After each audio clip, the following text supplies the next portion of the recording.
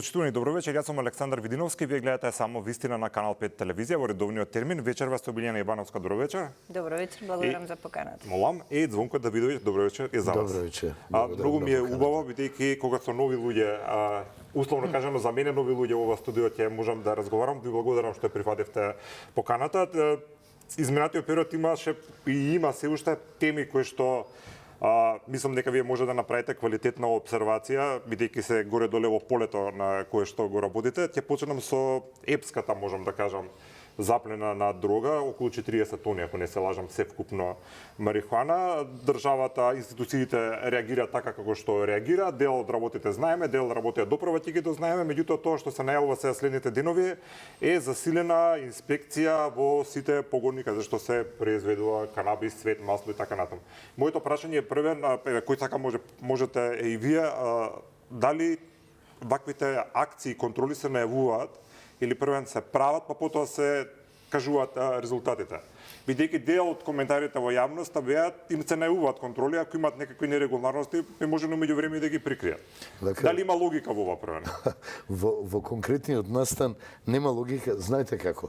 Ако правите контрола на работење на определено правно лице, во смисла наплатени даноци, фактури, водење документација, сето она што законот го бара, контролата е и нормално да се најави за да провери што се случувало и како се работи во едно предпријатие. Но кога имате во прашање една супстанца која е забранета, која што носи големи пари и големи приходи, каде што борбата е многу тешка и многу тешко излегуваат органите на прогонот со оваа појава, не можете да ги најавувате контролите и не можете да дојдете во ситуација да кажете ние запленивме 40 тони дрога, марихуана, која е противправна на некој начин, незаконито произведена и иначе не гледам причина зашто би била запленета, а да немате одговорени виновник за тоа. Значи едно со друго не оди, или нашите закони се такви да очигледно има големи пропусти кои што овозможуваат вакво однесување и вакво производство без при тоа да има нечива одговорност, што е подеднакво лошо. Добро, стварно мислите дека може такво сценарио да има, дека биле така скроени за законите за да можат 40 тони марихуана или друга виша да испадне на некој начин и потоа да се отиде тоа на цениот пазар, бидејќи тоа е фасцинантно, креативно, негативен контекст, ако е така. Вас ви е можда фасцинантно, јас и мојот соговорник знаеме за многу вакви примери во нашиот правен систем, каде што законите, за жал, не ги носат и не се консултираат практичари, кои што е таа работа и кои што секојдневно се судираат со тоа, него некаде во некои кабинети по нечива желба, нечиво наоѓање или партиско согледување, се менуваат законите преку ноќ. Некогаш. Законите се носеа после долготрајни анализи, али издржани и јавни расправи. Долготрајни анализи кои што покажуваа определени состојби. Врз основа на таквите согледувања вие законите ги носеа законите со месеци.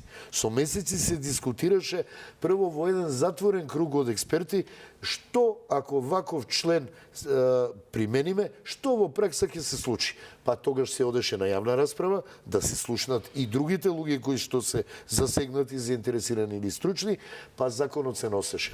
Не можете вие кривичен законник секојдневно да менувате. Не можете ни други закони. Законот за надомест за породилно отсуство има мани и луѓето кои што го се придржуваат кон секој член од законот беа кривично осудени. Зошто? Затоа што државата, односно обвинителството, смета дека сториле кривично дело. Има многу такви пропусти, недоречености, има колизија во законите. Новите членови, јас учествував во јавната расправа во собрание, дел од членовите се во колизија со другите закони. Ако се така законите, да може да се толкуваат вака или така, дали тогаш може да се најдеме, Ивановска, во ситуација кога ќе имаме заплена на 40 тони марихуана и не можеме никој да биде осуден или процесиран поради тоа? Видете, ова што сега се случува е резултат на низа слабости. Од законската регулатива, законот не е толку лош, меѓутоа понатаму е многу важно фактот дека подзаконските акти што подетално треба да го регулираат, да ја регулираат оваа материја, не биле донесени. И останува сива зона. Уште повеќе, крајот на 23-та година во декември, тогашниот министер за здравство донел уредба или правилник, неважно, правилник, со кој што дозволува на отворено, на нива, да се сади марихуана. Па вие одете на кај Дојра, натаму на кај Струмица, ќе видите колку површини што беа под лозови насади, сега се под... За кој министер зборуваме, да им биде јасно, чисто на гледачите. Како се викаше во... Не можам да се сетам. Добро. Не, стварно не ми текнува како се викаше министер. Во ред. За која година зборувате? 23 декември. Меджители, имаше некој таков? Не знам. Добро, стварно не. Психолог ли, што беше тој? Добро. Не ми текна името точно. Сега, значи тоа возможува дополнително да постои една сива зона, односно да се одгледува марихуана на отворено. Сега, таа марихуана на отворено што се одгледува не ги задоволува стандардите за да се користи во медицински цели. Прашањето е која е намерата на тој подзаконски акт? Одриже ми велат Фатмир Меджити да не... Фатмир Меджити, добро. Па реков Меджити, ама не бев најсигурна. Ти благодарам. Значи, прашањето е која е целта? Која е целта? Дали е целта за медицински цели да се одгледува канабисот или да оди на црн пазар? Со донесување на ваков правилник, канабисот оди на црн пазар. Ако капацитетот на површините на тоа Алфа Фарм било 10 тони, тогаш испаѓа дека сега биле пронајдени неколку пати повеќе зорка. Од друга страна сега тоа се случува затоа што затајуваат контролите. Имате тамо во законот определено дека ќе постои комисија, дека таа комисија ќе биде составена од представници од Министерство за здравство, од други Министерство за земјоделие, не знам што, меѓутоа таа комисија не функционира, а таа е одговорна да врши контроли, да донесе план колку како ќе се, нели, ќе биде насадот, како ќе се сортира и така натаму. Значи се треба во рамките на таа комисија да биде. Таа не може да функционира. Ништо не е обезбедено. Тие 20 членови што се од Министерството за здравство, едино тие што се во зградата на Министерството немаат ни просторија, немаат ни кај да чуваат документи. Значи никакви услови немаат понатаму за работа, освен што имаат надлежности. И тоа ништо не функционира. Ме разбирате? И сега вие одите на терен и наоѓате дека таа марихуана не е спакувана по стандард како што треба. Нормално, па таа нема да оди за медицински цели. Од друга страна, на ова што се случи, нели, на граничниот премин, вика по правило, марихуаната што оди за медицински цели се транспортира со авион. Не оди овака. Значи, прашањето е како поминала со камиони или со шлепери. Очигледно дека поминала со дозвола дека е друг вид на стока.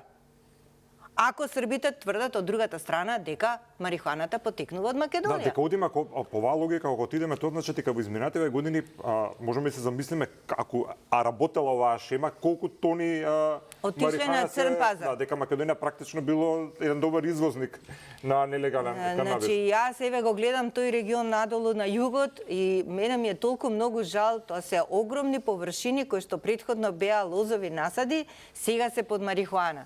И знаете дека тој крај натаму на кај Струмица и околината, Струмица како поголем град го кажувам, и околината, значи младината е забегана затоа што се растура по кафичи. Значи, видите вие што правите, бре, парите се оттепувачка. Парите се оттепувачка, собствените деца се, мислам, се во состојба да ги отрујат. Да, морал етика нема кога станува збор те парите за жал во општества. Во развој. Сега, имајќи го предвид ова што го зборува, дали може, да речеме, да пробаме ние сега како аналитичари да еволуцираме одговорноста по-конкретно во кој сегмент од општеството ќе биде ова? Или во која институција? Не општеството. Во секој. Ако е нелегална трговија со наркотици, се знае кој е надлежен орган за откривање, сузбивање и поднесување на кривична пријава. Понатаму се знае кој орган, тоа е МВР, кој орган треба да го процесуира тоа, тоа е обвинителство, кој е должен да обезбеди да функционираат органи кои се предвидени со закони и со правилници. Тоа се министерствата, установите кои што се надлежни, на кои им е дадена надлежноста, Министерство, не знам, за финансии, ако треба да обезбеди вработување и така натаму и така натаму. И во крајен случај, фирмите кои што добиле лиценци, имаат лиценци за одгледување на тоа и тоа во такви и такви услови. Се што е надвор од тоа е прекршок, е кривично дело. Така што не дека не може да се помене, дека не може. Апсолутно. И сега имате, ајде да споредиме, да се погледнеме на друга ситуација. Имате нешто ужасно што се случи во Кочани. И вие лоцирате состојбата и ситуацијата и обвинувате 30-40 луѓе. Овде не можете. Ако идете по тоа размислување и на таков начин, тој што бил надлежен да врши контрола, одговара за злоупотреба на службена положба. За несторување. Да. Тој што не му овозможил средства за работа и тој одговара за злоупотреба на службена положба или несовесно работење. Тој што го предвидел законот и кој треба на овој што другиот треба да му обезбеди и тој одговара за злоупотреба на службена положба. Не треба да измислуваме млака вода. Што е проблемот? Проблемот е што нашиот правен систем не функционира. Проблемот е што нашата држава е партизирана и што институциите на системот се заробени, што се применуваат двојни аршини и селективна правда. Работите се многу јасни и многу едноставни. Ако ги погледнете работите, многу лесно ќе констатирате кој ги пропуштил должните действија или ги презел онака како што не смел да ги преземе. Ама тука не потпаѓаат високите функционери. Што ви упаѓам и што ви потпарашувам, сакам да биде јасно на гледачите. Ја еве веќе ви наведов. Да. За откривање на криминални МВР. Добро. Обвинителство треба да преземе, надлежните, Министерство за здравство, не знам кој треба да врши инспекција, да врши контрол и надзор, царинските служби, не можеш ти да извезеш камион марихуана без полициска придружба. Така. Тоа е невозможно. Или како друг вид на стока. Така, транспорт на оружје, транспорт на експлозиви, транспорт на канабис. Не можете вие да вршите како сакате превоз, седне шофер во камион и преминува граница, баш го брига. Тоа има обезбедување, тоа има посебни процедури, посебни одобренија. Тоа се најавува, тоа се транспортира, се обезбедува. Замислите, вие камион од 20 тони марихуана, утре некој на пат да го пресретне и да го ограби камионот. А не иде тоа така, не. Исто е као транспорт на пари, транспорт на муниција, транспорт на оружје. Има процедури. Ако е се легално. Тоа е веќе друго. А ако е нелегално, пропуштиле должен надзор и презимање на действија органите кои се должни да го вршат надзорот. Добро, ова е сега да речеме од една страна. Ова што би било кад би било и една малце нормална и правна држава. Така, малце повеќе и за правниот аспект, меѓутоа што е со политичкиот дел. Дали за овој случај, бидејќи пак ќе кажам, навистина 40 тони, ако е точна бројката, мислам ако јас правилно ја собрав, али толку ми се врти во главата, околу 40 тони беше вкупно се, е навистина огромна количина, што вреди многу пари. Дали за ова треба некој да понесе и политичка одговорност? Па, ја мислам дека треба. Затоа што, пак ја кажам, тоа е резултат на неспроведени контроли, на нефункционирање на системот. Кога не функционирал системот, бујрум, нека си понесат, како може да не си понесат одговорност. Значи, и во суштина, проблемот во нашето општество е токму тоа, отсуството на одговорност. Секој сака и си прави она што сака, ама одговорност, мисловна именка. Дека зборувам дека партиите одржаа многу пресконференции, набедувајќи се едни со други, а никој не презема. Дека се блиски до едните или до другите. Да, точно, точно, да. Не му следат само што фирмите се блиски до едните и до другите, зошто? Затоа што интересот е вечен и интересот ги спојува и едните и другите. Во позадина тие си се вмрежени тоа. Мислам, сите тоа ни го кажуваат и не треба да бидеме слепи и глуви која нашите пријатели, стратешки партнери ни го кажуваат тоа, дека постојат заднински политички мрежи кои што се вкрстени, нели? Мислите дека во овој случај тоа што велат дека па не само во овој случај, овој толку голем интерес да па тек да не е. Да, другата вие дека постои таков таква соработка позади кулисите? Да дополнам мојот соговорник, не само што нашите стратешки партнери, странски стратешки партнери не викаат дека постојат заднински, него викаат корупцијата е на такво загрижувачко ниво што почнува да ги одзима животите на вашите граѓани. И она што се случи. Што повеќе од ова треба некој да ви каже? И тука е прашање на животи, бидејќи млада популација се заразува со зависност нели од марихуана. Од една страна, од друга страна кога се случи кочани, ајде засилени контроли по клубовите, по овие. Тоа е све. Зошто засилени контроли кога треба да има редовни контроли? Ние имавме предмети каде што нели обработувавме одредени локали по Скопје кои што требаше да бидат затворени. Сето тоа го предадовме на надлежни институции, тогаш никој за ништо не реагираше. Се случи кочани, открива толку жртви, тогаш им текна чекај засилени контроли. Или сега најдовме ова што го најдовме, ајде засилени контроли. Абе ние треба систем што ќе функционира постојано, а не засилени контроли. Нешто треба редовно да функционира. Тука е проблемот. Дури па ни начинот на поништување на марихуаната и тука направиле да може да не биде во согласно со законот за отпад. Бидејќи ова според законот за отпад марихуаната треба да се третира како медицински отпад. А тука донале пак некој подзаконски акт со кој што третира дека може да се закопа. И кога ќе ја закопате вие, може после да определите колку е поништено. Добро, ваквите пропусти што се прават во подзаконските акти ги наведовте и за неколку пати во овој случај. Ваше лично мислење, тоа се прави намерно со цел да се изиграат правилата на XY моќници или било кој, или можеби моментална некадарност, уставно кажано, на тие што ги составуваат правилата? Ако се вратиме на случајот што го кажа Давидовиќ, како порано се носеле законски акти, како поминувале неколку фази, биле прочислувани од разни видови на стручњаци, нели, на експерти, нема да се дојде до такви слабости. Тука политичкото влијание е толку многу силно што креира закони како што е неговиот интерес. Значи, политичкото влијание е силно за да ги донесе законите онака како сака или и да ги спроведува онака како сака. Толку се поставува над законите и за законите. Разбирате? Дали преку дискреционите права, преку што сакате, значи како сака, така ќе го донесе. Тука е улогата сега, например, на антикорупцијска комисија да врши антикорупцијска проверка на легислативата. И ние имавме бројни такви проверки каде што утврдувавме, нели, во самите закони дека одредени зборчиња создаваат двосмисленост, оставаат простор за и вакво и такво толкување и така натаму, и дека тоа треба да се коригира. И дури владата имаше обврска да ги доставува предлог законските решенија, да ги доставува до ДКСК и ДКСК да прави антикорупцијска проверка, нели, да ги исчисти од такви глупости и да ги дава во собрание. Ниту еднаш не достави. Значи, сакаме или не сакаме прашањето. Добро. И друга работа. И таму кај што е предвидена некаква надлежност за утврдување на пропусти, баш као што е антикорупцијска, го нема крајниот елемент на ефектуирање и реализација на она што го дознале.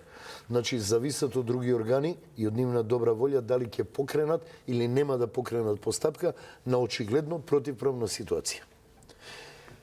А таквиот орган, како обвинителство, па, например, во законот нема никаква одговорност, нити некојаш некој го покренал, повикал на одговорност, ако не постапи по определено противправно действие за кое дознал. Често пати се случува, таму каде што има политичка позадина и каде што има голем политички интерес и притисок, дури и на чуен глас да се постапи. Да. Често пати каде што не одговара на политичкото милје да се преземат определени действија на чиста правна ситуација со која има докази, таму се премолчува и не се покренува постапка. И одговорност за тоа нема. Има ли спас од таквата ситуација некако? Во мигов не. Во мигов не. Значи, да се помириме? Не треба да се помириме, али не можете да имате ситуација во која можете да се надевате ако граѓаните самите не го артикулираат својот интерес, него седат, пишуваат на Фејсбук, на се што ќе каже без да имаат свое мислење или знаење плюкат. навредуваат и се однесуваат недолично и некултурно, без при тоа да се запрашаат што утре ваквите работи носат за нив и за нивните деца. На секоја ситуација во која законот, макар и во најдобра намера, за најдобра цел, ќе се изигра, носи голема опасност и предизвик и утре да се изигра на друг начин, за други лични потреби, интереси, партиски или било што. Добро. Еднаш прекршен закон, секогаш ќе имате можност и следниот пат да го Кога зборуваме за криминал и за корупција, дел од проблемот вие го лоцирате и на однесувањето или навиките на дел од граѓаните? Апсолутно. Не можат. Дел од граѓаните го прифатија тоа као начин на живот, као нивен морален склоп. Верували или не, може би е најситна работа, али секое, условно кажано, бркање врски за извод, за пасош, за е корупција. Од таму почнуваме. А оваа држава, овој народ го живее тоа секојдневно. И не можете вие на него да му кажете па ајде да се бориме против корупција, кога и самиот дел од корупција. Добро, меѓутоа дел од граѓаните, а повелете ако има. Значи, што би рекол еден мој колега од антикорупцијска, корупцијата е како така, потребни се двајца. Не може сам. Така е. Значи, и затоа и во законот е дефинирана како активна и пасивна корупција, како некој што нуди и некој што бара. Добро, Значи, мора да има двајца. Сега, што е со граѓаните? Значи, граѓаните ја прифаќаат како начин за живот. Зошто? За да дојдат нели, по шорткат, по побрз пат, до да се остварат целта. И тоа влегува така. Доктор Чепреганов, Бог да го прости, кажуваше зошто ние сме во ваква состојба, затоа што во нашето општество незрело, нематурирано, така велеше тој. Го користеше често. Да, нематурирано општество царува супер егото. И нас ни треба време за да зрееме. Корупцијата не почнува само тука, ова е крајот. Корупцијата, видите, во домовите, дома почнува. Со уцена на детето, биди умен, ќе ти купам ова. Тоа више го учиш на корупција. Ме разбирате? Значи, тој веќе понатаму ќе учи за да добија нешто, за патики, за телефон, за не знам што, и така си почнува, па секој ќе биде поголем за нешто друго, нели? Јас само кој ќе се разболев нешто ми купува. Добро, тоа е за здравје. Да. Добро, сериозна е темата, меѓутоа сега малку ќе заставам во чивлите на граѓаните кои што некогаш мора да платат митот за да се завршат основна работа. Не мора никогаш. Господинот, да, ќе сакам да разговарам за тоа. Господинот Давидовиќ вика ваква е сега ситуацијата во однос на почитувањето на законите и не може набрзо ништо да се смени. Меѓутоа, свесни сте дека има граѓани кои што не можат некогаш и основни работи да се завршат ако не платат негде и нешто. Јас лично знам неколку такви примери за вакви најбанални работи. Затоа што полесно им е да платат отколку да пријават. Значи, ако почнат да се собираат пријави од граѓани за, не знам, за каква услуга, еве, да кажеме. Зборуваме со граѓани, пример, сега во хипотетичко сценарио, има дома болен човек, нема пари, зема кредит, нешто да сврши работа и оди на некој шалтер за XY потврда и некој таму XY човек му вика треба да дадеш 1500 или 2000 денари за ова да ти се заврши. Мислите дека тој човек ќе има енергија и волја кога е во таква ситуација да го пријави тој и да влезе со борба со моќници, борба која што најверојатно и ќе изгуби. Сакам во каква положба се некој граѓани. Тој може да пријави и уште повеќе може вас медиумите да ви се обрати. Па кога вие сите медиуми тоа ќе го извадите на бело магаре пред јавноста, нели, ќе има ефект. Знаете вие и сам, вашето дело што го правите надвор од оваа редакција, каков интерес буди кај граѓаните, така? Зашто? Еве зашто? Ама се плашат од друга страна, па се плашат и да се обратат до мене. Например, многу луѓе ми се обратиле со разни проблеми. Ја кажам, обратете се, кажете на медиумите, известете ги, обратете се до јавноста преку медиумите. Не, ама вака, ама така, ама да не го љутам. Кого да љутиш? Значи, луѓето не се свесни за мокта што си ја имаат, што по закон што им следи. И тие се обесхрабруваат и паѓаат во некоја незавидна ситуација и ајде сега да биде нешто и овие други тоа го чекаат, нели? Не може така. Ја го кажав едниот крај на проблемот, другиот е крај, некој велат навидната глава сабија не е сече, тоа не е во нашата психологија и многу малце сакаат да се конфронтираат со проблемите во општеството без разлика каква природа се и на тој начин претитувајќи ги проблемите станува дел од проблемот. Значи исто како ѓубрето. Ако ѓубрето не го исчистите, тоа ќе се собира и така и проблемите. Ако не ги разрешувате, тие ќе се таложат, ќе се нагомилат, нели? Затоа треба се со време да се расчистува. Секој граѓанин треба да си пријавува за тоа што, например, јас бев во една прилика со младите лидери од сите политички партии, нешто се договара и не знам што беше некој настан и така во својство на председателка. И сега кажува едниот лидер, вика јас требаше да завршам нешто на студентски прашања, излегов во време на работа, на економски или на, не знам, не е битно, на некој факултет, и не можев да, не знам, да завршам и морав да се јавам. Другиот лидер на другата политичка партија вика ја требаше да извадам некој документ, извод ли не знам што, не можел и мора да се јавам. Викам, добра, зошто никој од вас не отиде кај претпоставениот, па да каже каде е овој вработен? Зошто го нема? Зошто ја не можам да си завршам на време, така ли? Него сите гледаат одма преку телефонот. Па има кај да се обратите. Сите поставува сандачиња за, нели, ако се незадоволни за жалби, поплаки, такви работи, никој ништо не става во сандачите. И па како? Не може. Значи, колку ние ќе се вложиме во проблемот да го решиме, толку такво решение ќе имаме.